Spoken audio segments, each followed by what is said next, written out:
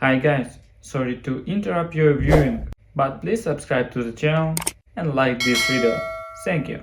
They say you can feel the precise second when everything changes, not in a loud crash or some dramatic scream, but in a slow-motion moment where your brain just stops and takes a picture of whatever just happened, burning it in like an old Polaroid you'll never shake loose. That second for me happened in the middle of a speech under twinkling string lights in front of 65 people who all thought they were witnessing a sweet moment.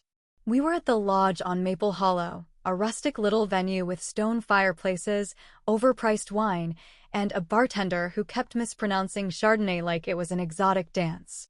And there stood my husband, Dan, on a rented stage with a glass of 15-year-old scotch in one hand and his ego in the other, giving a speech that was supposed to thank people for his 35 years in business.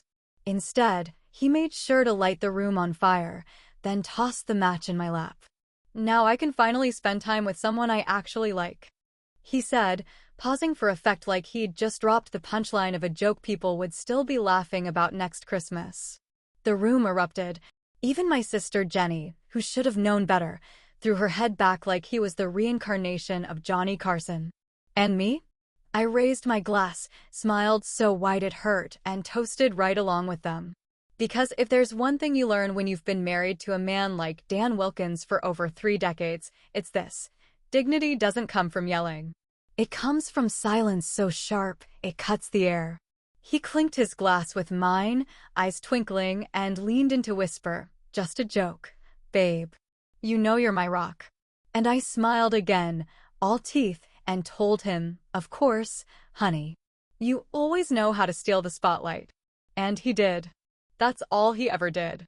People kept coming up to congratulate him, shake his hand, and talk about his amazing career. They all assumed Wilco Enterprises was his baby. I didn't correct them. I just nodded, thanked them for coming, and poured another glass of wine, my third that night, but the first one I actually tasted. The red was dry, bitter. Fitting. Around 9:30, he was glowing like a man who'd just won an Oscar for Best Husband and Father. He even hugged our son Michael and said, "Maybe now I can finally come see one of your games, kid." Michael hadn't played organized sports since college, but Dan never bothered to keep track of those things. He was too busy providing. That was always his word. Providing. Like I was some kind of charity case he picked up off the curb and dusted off with his precious time. We got home just after 10. He passed out in bed without even taking his shoes off, snoring before his head hit the pillow, the gold watch he got from the company still strapped to his wrist like a participation trophy. I stood there for a long time, just looking at him. The man I had married when I was 23 because he made me laugh and said all the right things. And now, 33 years later, he was still saying things. Only now, none of them were right. I didn't cry. That would have given him too much credit. Instead, I walked to my office downstairs and opened my laptop. I didn't need to call a lawyer. I was the lawyer. And the owner. And the founder. Wilco Enterprises didn't come from his vision. It came from my grandmother's last name and a $10,000 inheritance I turned into a multi-million-dollar company while Dan played golf and acted like he was the boss. Let him retire. He never worked a real day in his life. By 1 a.m., I had filed the separation documents, sent the internal HR termination request, and frozen his executive email. It was all so easy, really. Almost too easy. I left one thing for him on the kitchen counter, a folded piece of paper with 2 words in bold black ink, "Call HR," and nothing else. No explanation. No bitterness. Just the corporate equivalent of a door slamming in someone's face. He woke up around 7, still wearing the same clothes from the night before. I heard his feet shuffling in the hallway, then the heavy pause when he saw the empty side of the bed. He probably thought I was downstairs making breakfast. That's what I always did, didn't I? Even when he forgot anniversaries or made jokes about how little I did around the house. I made eggs and bacon like a damn soldier. Not today. He called out for me once, "Linda." And I didn't answer. I just stood behind the corner, watching through the crack in the door as he stepped into the kitchen, rubbing his eyes, expecting coffee and maybe a kiss on the cheek. What he got was a note with 2 words and a silence he didn't know how to fill. He picked it up, read it twice, and scratched his head like he didn't understand. And in that second, he finally looked small. And that was just the beginning. It's a strange thing, how your mind can snap backward like a rubber band when someone you trusted finally crosses the last invisible line, how a single moment can peel back decades of overlooked insults, subtle digs, and little humiliations you forced yourself to laugh off because you didn't want to seem dramatic. After I watched Dan read that note on the kitchen counter, blinking like he couldn't figure out what language it was written in, my brain didn't jump to revenge or freedom or even relief. It jumped to our first apartment, the one above the old hardware store in Kent, where the floorboards groaned like they were constantly trying to confess something and the pipes rattled all winter like they had something to prove. That's where I first realized who I'd married, though I didn't have the language for it then. You don't always know when love turns into something else, you just start noticing how much quieter you've gotten. Back then, we didn't have much, but we had each other, or so I thought.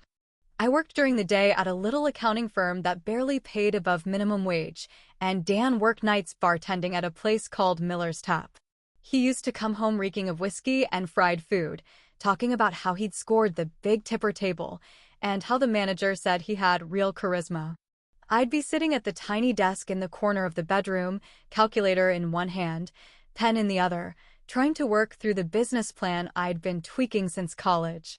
He'd ruffle my hair on the way to the shower and say, "Still pretending you're gonna run the world, babe," with that smirk that always landed halfway between teasing and dismissal.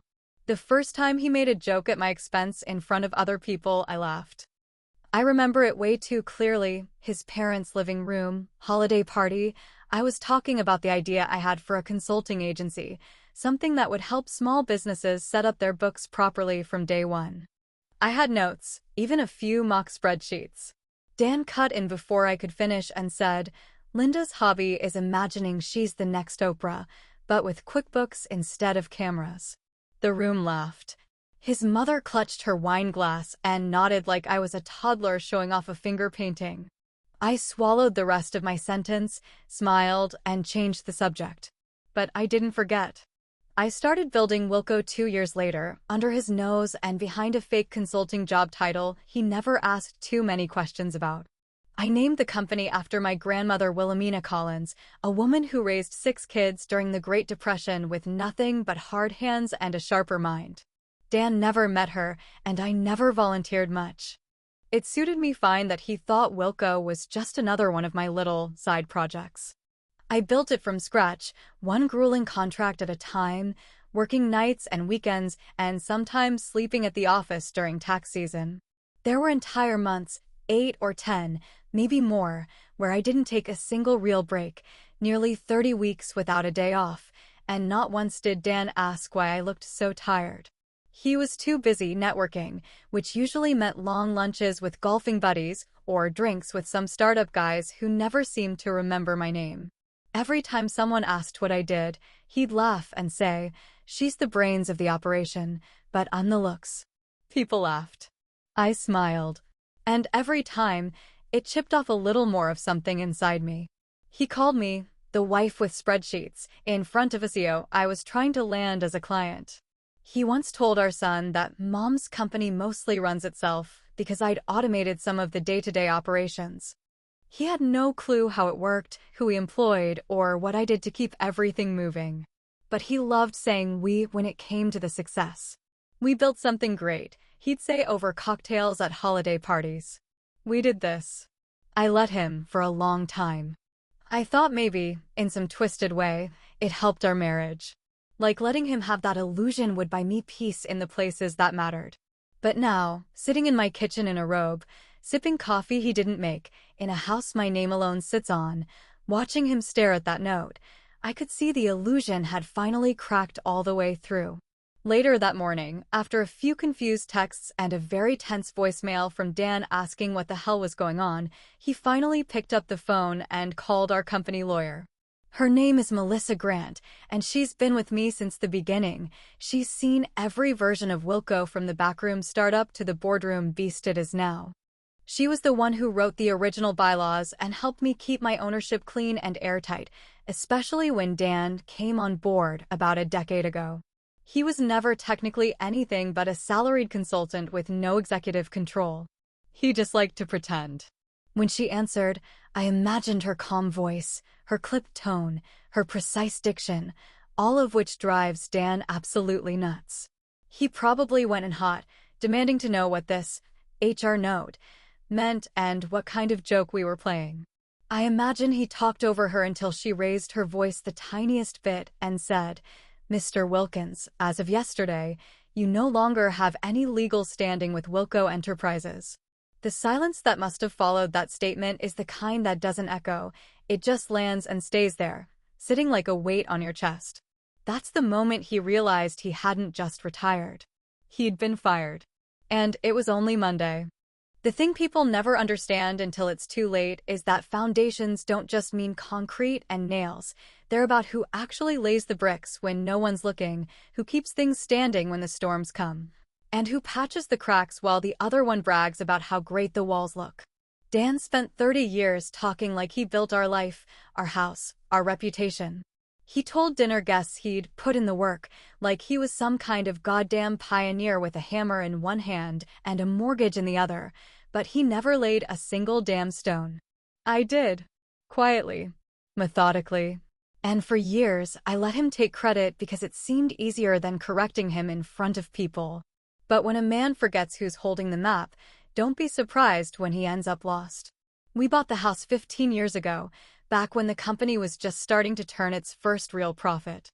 Dan had been fired from another job, third one in 6 years, and instead of taking a beat and rethinking his choices, he came home with brochures for 3 different golf clubs and a grin on his face like he'd just gotten promoted instead of laid off. I remember sitting at the kitchen table with my laptop open, trying to reconcile our books while he was telling me about this great new consulting firm he wanted to start. Said it would be lean, agile, mostly just him and a few connections. I asked him what kind of clients he was targeting. He said, the ones with money. That was the whole plan. Still, I told him to go for it. I even gave him the money to start it. $100,000 wired from my company account, masked as a consulting advance, categorized under marketing expenses so it wouldn't look suspicious to him or anyone else. I never expected it back, not really. And of course, it disappeared in less than a year. New office furniture, a logo, some flashy business cards, and one painfully misguided conference booth at a leadership summit no one even attended. When it tanked, Dan said the timing was just bad. Said the market wasn't ready for his vision. I said nothing, but I made sure I tightened my payroll the next month to make up for the loss. When we closed on the house, a 5-bedroom colonial with a wraparound porch and the kind of vaulted ceilings Dan liked to point out whenever guests came over, he bragged to the realtor about finally seeing the fruits of his labor. I bit my cheek so hard I tasted blood. My name was the only one on the down payment. My credit score had carried the mortgage application. The deed had both our names, but I was the one who funded every square foot of it. And he never asked how. Not once. He just assumed I was lucky. Or worse, that I owed him for letting me have my little business in the first place. After Melissa's call ended, Dan must have realized that things weren't just weird, they were unraveling. That afternoon, I logged into the joint credit card account and removed his access. I didn't cancel the card. I just restricted his limit to $100 and flagged his account for review.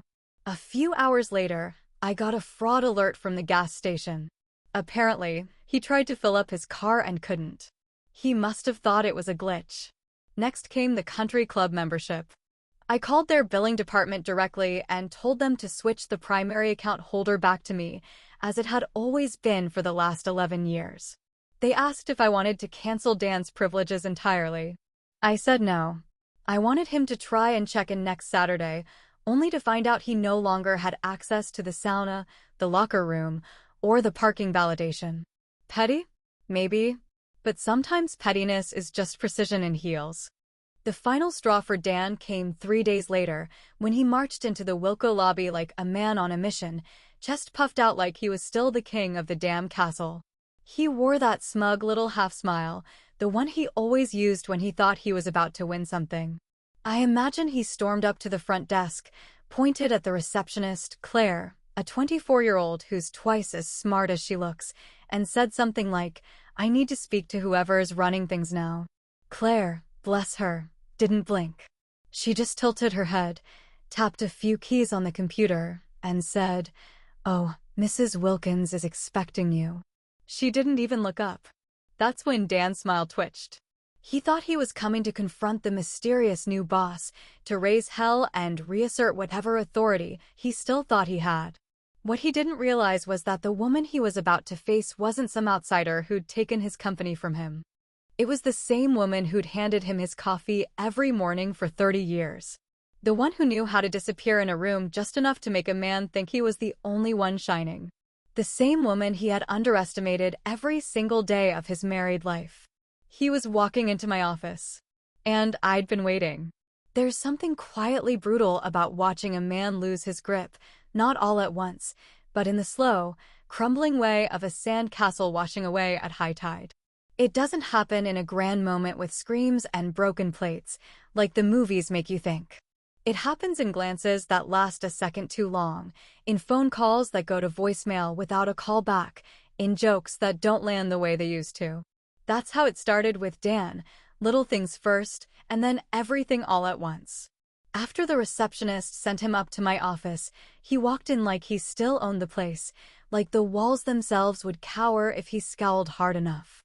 But the glass door had my name on it, not his, and I stayed seated when he entered. I didn't even offer to shake his hand. I let him talk. He did what he always does, tried to charm his way out of the quicksand, tried to talk circles around me like I hadn't already mapped every word he'd spit. He used that tired voice he saved for staff meetings when he wanted to sound important without saying much of anything. He said things like, "I think there's been a misunderstanding, and we need to clear this up before it gets out of hand." I let him go on for 5 full minutes before I slid the folder across the desk, his termination papers, his non-disclosure reminders, and a severance agreement he wasn't smart enough to appreciate. I told him, very calmly, that there was no misunderstanding. He didn't sign. Of course he didn't. He stood up, called me ungrateful, then leaned in and told me that I'd regret humiliating him. I smiled, just a little, and asked him what exactly he thought he still had left to lose. He didn't answer. He left without looking back, and I let the silence sit heavy in the room after he was gone, the way you let dust settle after a storm finally passes.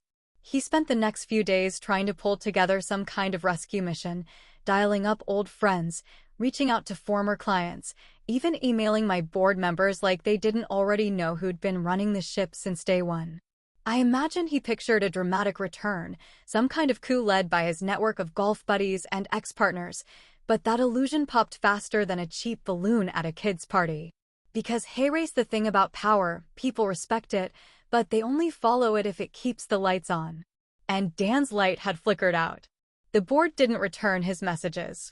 Our lawyer forwarded his email to me with a smiley face in the subject line, which I appreciated more than she probably realized. Even the old clients didn't bite. The most he got was a vague, "hope you're well," and a digital pat on the head. He was learning, finally, that being loud doesn't mean you're being heard. And just when I figured he might start crawling toward acceptance, I decided to pay a little visit to his sacred ground. The club had been his sanctuary for years, the place where he got to pretend he was some big-shot executive with time to burn and wisdom to share. He played 18 holes like it was his second job and held court at the bar like a discount Don Draper, tossing around stories of deals he never closed and people he barely knew. So I bought in. Not a membership. A majority stake. I'd been eyeing the investment for over a year, ever since one of the shareholders mentioned a quiet exit plan. I kept it quiet, as always, made the deal in pieces, through LLCs that Dan never thought to ask about, and sealed it with one final purchase that tipped me into control. The following Tuesday, there was a board meeting. Mandatory attendance. He walked in wearing his club blazer, not realizing the room no longer bent to him. He found his name card at the table and looked confused when he saw it placed right next to mine. I was already seated, legs crossed, coffee in hand. I greeted him like a stranger you see at the airport. He didn't speak the whole meeting. I smiled the entire time. When the meeting ended and the agenda was signed off, I leaned over and said, "Isn't it funny how the places you love most can become strangers overnight?" He didn't reply, just stared down at the papers in front of him like they'd betrayed him too.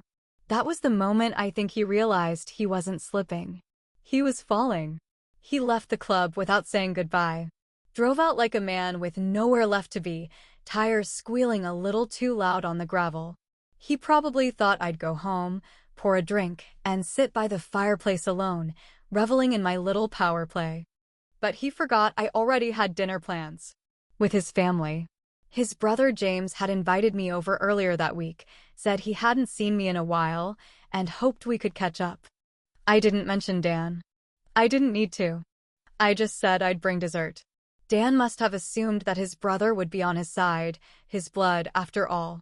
He probably pictured a scotch waiting for him, maybe a sympathetic ear. Maybe someone to say, "Linda's being crazy, man. Let me talk to her." But when he pulled up and walked through the side door, he didn't find sanctuary. He found me, sitting at the table, laughing with James, his wife Trina, and their teenage daughter, who was telling a story about how she aced her debate tournament. The house smelled like roasted chicken and garlic bread. There was a fire in the hearth and wine in our glasses. Dan stood there like a man who'd stumbled into the wrong life. He opened his mouth to speak, but I raised my glass and smiled again. There are certain moments in life when all the threads you've been weaving in silence finally tighten, forming something solid, something that can't be undone or overlooked anymore, not even by someone as blind as Dan. The day after our not-so-coincidental dinner at his brother's house, the world shifted for him in a way that was, for once, entirely visible. It wasn't subtle anymore. It wasn't a quiet little sting disguised in politeness or a paper cut tucked behind a business smile. This was something bigger, something final. And honestly, it should have hit him years ago. Dan called me 3 times that night after he left James's house, but I didn't answer. The voicemails were a carousel of denial, confusion, and that classic Wilkins rage he was always careful to keep tucked away from public view. First, it was, "We need to talk." Then it was, "This has gone too far." By the third one, he was pacing in his voice, his words sharp, clipped, the edge of panic bleeding through. "You want to humiliate me?" he said. "Congratulations. You did it. Now let's end this before it gets worse for both of us." But the truth was, it hadn't been about humiliation. Not at the start. When I planned the retirement party, it wasn't a trap. It wasn't supposed to be a curtain call for Dan Wilkins, the self-proclaimed king of Wilco. I had hoped, naively maybe, that he'd show some grace. That he'd take the applause, enjoy the moment, and maybe thank me like a real partner. But instead, he stood in front of 65 people, many of whom were employees I had hired, mentored, and quietly promoted, and turned the spotlight into a mirror. Not a single person at that party laughed harder than him. He truly believed he was the star of the show. What he didn't realize was that every smile in the room had been paid for with a paycheck that came from me. The gold watch he received, one he waved around like a badge of honor, wasn't from the board. It wasn't some sentimental relic from a grateful team. I bought it myself. And I had it engraved with exactly 2 words, subtle enough that he didn't even bother to read it that night. He was too busy showing it off, basking in the imagined glow of respect he thought he'd earned. But the next day, when things started unraveling and he finally flipped it over in a quiet moment, he found the truth staring right back at him. Time's up. He showed up at my office again, this time without a smirk. No blazer, no pretense of power. Just a man with too much history in his eyes and too little understanding of how we'd gotten here. He said he wanted answers. I said he already had them, he just never paid attention. He asked how long I'd been planning this. I told him I didn't have to plan anything when the truth had always been sitting in plain sight.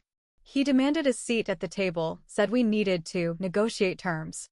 So I handed him a folder, Same size, same color as the one I'd given him before, but this time, it wasn't just severance papers. It was divorce paperwork. Clean, thorough, and more generous than he deserved. I told him he could keep the car, the condo in Sarasota, and access to his personal investment account, which, thanks to my financial team, had been slowly siphoned out of our joint assets over the past few years with full legal transparency. I told him he could walk away with his dignity intact, or he could fight me in court and lose more than just the case. Because I wasn't the woman I used to be, the one who smiled and swallowed every jab just to keep the peace. I was the woman who had built something that no longer required his presence, his name, or his approval. He asked me if this had always been the plan, if I'd married him just to win. I told him honestly no. I married him because I loved him. I stayed because I was afraid. And I left because I finally realized I didn't need to be anyone's second thought. Then I stood up, smoothed my jacket, and said the words I knew would follow him for the rest of his life, long after the dust settled and the world forgot his name on a door. I didn't leave you, Dan. I fired you. There's a difference. He didn't respond right away. Just sat there, blinking, like a man who'd walked into his own funeral by accident. And for once, he didn't raise his voice. He didn't argue or beg or puff up like a blowfish in a boardroom. He just sat still. That was the last time I saw him.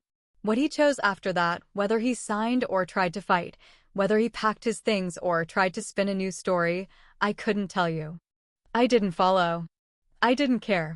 I had already reclaimed my time. And a week later, I walked into my office, the same one I used to hide in late at night while he played the part of the big man upstairs. I closed the door, kicked off my heels, and poured a single glass of red wine.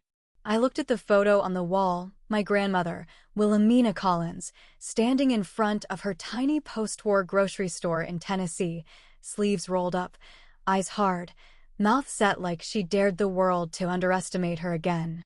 I raised my glass to her, and for the first time in years, I said the word out loud. Finally,